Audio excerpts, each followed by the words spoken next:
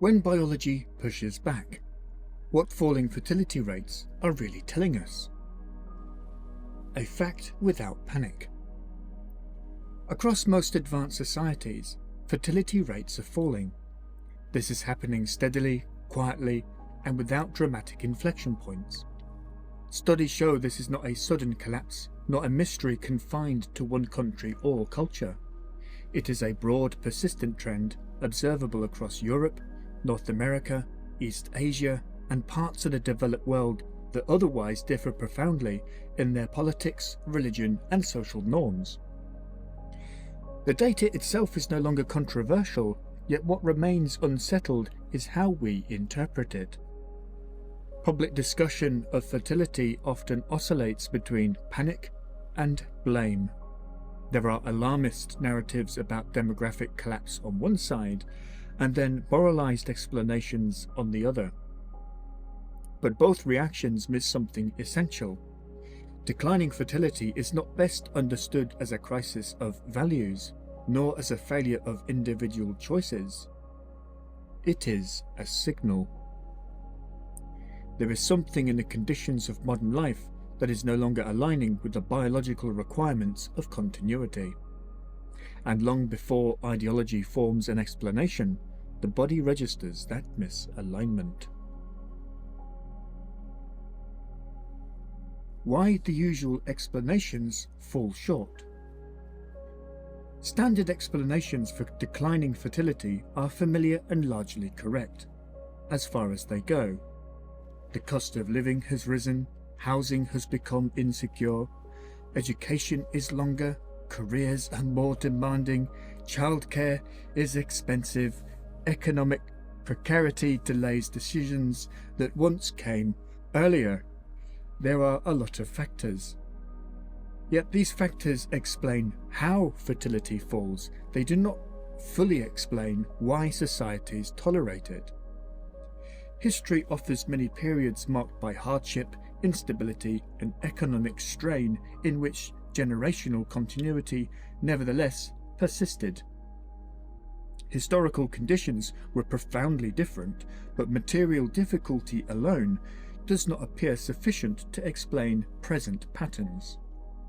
The question then is not simply why having children has become more difficult, but why fewer people experience reproduction as a viable or desirable horizon at all. At some point, structural difficulty becomes cultural accommodation. Decline is no longer treated as a temporary disruption, but as an accepted background condition. Or, to say it differently, one could name it a cultural atmosphere. That shift deserves closer attention. The body as the last feedback system. One reason fertility decline resists ideological resolution is that culture can change its story more easily than the body can change its response. Cultures can persuade themselves that pressure is normal, that delay is rational, that optimization is maturity. However, bodies cannot.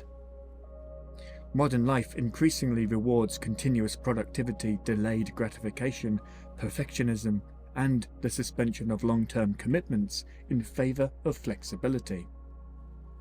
Time is treated as a resource to be managed rather than a rhythm to be lived. Stress becomes ambient. Recovery becomes optional or another layer of optimization, and reset is earned rather than assumed. Under such conditions, the body adapts, but not symbolically, it adapts biologically. Sustained uncertainty about the future, chronic insecurity in the present, and unresolved pressures inherited from the past do not need to be experienced as panic to have effects. Fear does not always announce itself dramatically, and over time it settles into the background and is reclassified as normality, or as just another day, and it steadily becomes an unseen cultural atmosphere. When this happens, the body remains in a prolonged state of alert. Stress responses that evolved for short-term threat become chronic. hormonal systems are shaped by sustained vigilance rather than episodic danger. Generative processes, which depend on safety, continuity, and surplus, become fragile. Dr. Gabor Mate writes and lectures about this very concept. In his best-selling book, The Myth of Normal, Mate argues that our modern hyper-stressed culture is toxic to human biology. Mate describes how we normalize prolonged states of tension, reclassifying the hypervigilant state of just surviving as a normal everyday reality. He argues that chronic stress disrupts immune function and compromises the body's capacity for healing, famously noting in his book When the Body Says No that repressed emotions and unaddressed chronic pressure often manifest as autoimmune disease or chronic illness. My suggestion is that these same biological principles may also extend into human reproduction, helping us to interpret the modern fertility crisis as another possible expression of the body's relationship to chronic cultural stress. In this light, this is not pathology in the moral sense, it is civilizational feedback. The body is not making a statement, it is registering the conditions in which we live. Fertility as a civilizational signal. Declining fertility is not merely a demographic concern, it is a form of civilizational feedback. It signals a growing mismatch between worldview and embodiment, between how life is organized and what biological continuity requires in order to persist. A culture structured primarily around productivity, optimization, and control may indeed achieve extraordinary efficiency, but it does so at a cost. Over time, the conditions that sustain life itself begin to erode. In other words, the cost becomes biological. Crucially, this is not a story of individual or moral failure, and it is not a story of women failing society. The work of clinicians and researchers across reproductive endocrinology, women's health, exercise physiology, and healthy aging reminds us that fertility cannot be separated from biology.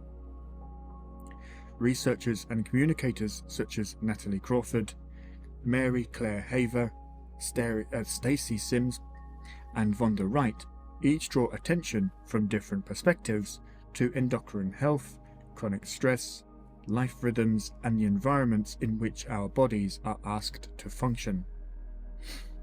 Biology is not merely a passive recipient of culture, it actively responds to the conditions in which it is embedded. My suggestion is that these biological observations are not isolated from our wider culture. Rather, they may be understood as part of a broader pattern. If our worldview shapes the way we organize time, value, work, rest, and human flourishing, then biology becomes one of the places where those assumptions quietly reveal their consequences. What we are witnessing, then, is not a rejection or an irresponsibility, it is biological honesty in the face of cultural conditions, and perhaps the deeper assumptions that quietly organize them.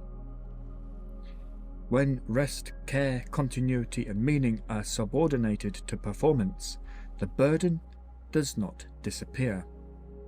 It is absorbed by the body itself, and where cultural narratives cannot accommodate human limits, biology becomes the site of negotiation. If the pressures I describe are truly rooted in our shared cultural atmosphere, then we should not expect their biological consequences to remain confined to women alone. These pressures are not rooted in individual failure, nor are they gender-specific. They arise from conditions shared across the culture we collectively inhabit. If the genealogy is broadly correct, their effects should therefore become visible across both men and women, even if they take different biological forms. Declining fertility in this sense is not rebellion, it is withdrawal. Civilizational continuity does not always falter with a bang. Sometimes it recedes with a whimper. It is the human organism quietly saying, not under these conditions, not within this architecture of time, value and pressure. The modern meaning crisis is no longer merely abstract. It has become somatic, entering physiology through chronic stress, delayed life rhythms, and the erosion of generational continuity. One way of understanding this is that what had been excluded at the level of worldview returned at the level of the body. Biology does not argue, it responds. And when a culture's organising assumptions become incompatible with the bodies required to sustain it, the signal arrives not as protest, but as absence. When metaphysics meets biology. What makes the fertility question unusually difficult is that it sits at the intersection of biology and worldview. When interior life is denied ontological weight, human beings increasingly become to be understood as systems to be optimized. They become units of productivity, efficiency, and performance. Value becomes conditional, worth is measured through output, and time is fragmented into tasks rather than lived as continuity. Within such an architecture, long-term generativity becomes difficult to sustain in practice. Anxiety rises, burnout becomes common, and life is experienced as provisional, commitments feel risky, and the future narrows. In this context, declining fertility does not indicate a rejection of children, rather it reflects the erosion of the conditions under which continuity even makes sense. When life feels structurally unstable, and when value feels contingent, and when time feels compressed and exhausted, reproduction ceases to appear as a natural extension of living. It begins to feel like an additional burden placed on an already overextended system. Fertility declines not because people stop caring about the future, but because the future no longer feels inhabitable. You cannot optimize your way into continuity. Modern culture is exceptionally good at solving problems it recognizes. However, it struggles with those it reframes out of existence. Fertility decline reveals a limit that cannot be crossed through better incentives, smarter messaging, or increased efficiency. A culture can rationalize its values indefinitely, but bodies do not negotiate with narratives. They respond to lived conditions. I am not suggesting that these immediate factors do not matter. Each is a room within the house of modernity, and each plays a genuine role. My question is not whether the rooms exist, it is what roof they all sit beneath. This is why fertility cannot be fully understood as an economic, political, or moral issue alone. These dimensions do matter, but they operate within something more fundamental.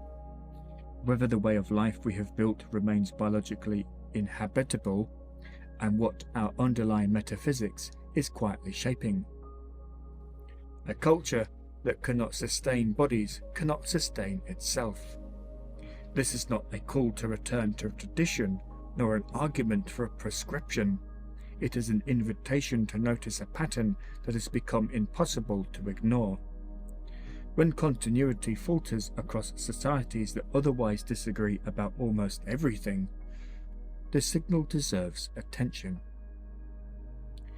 Biology always collects its due, and when it does so without accusation, only consequence.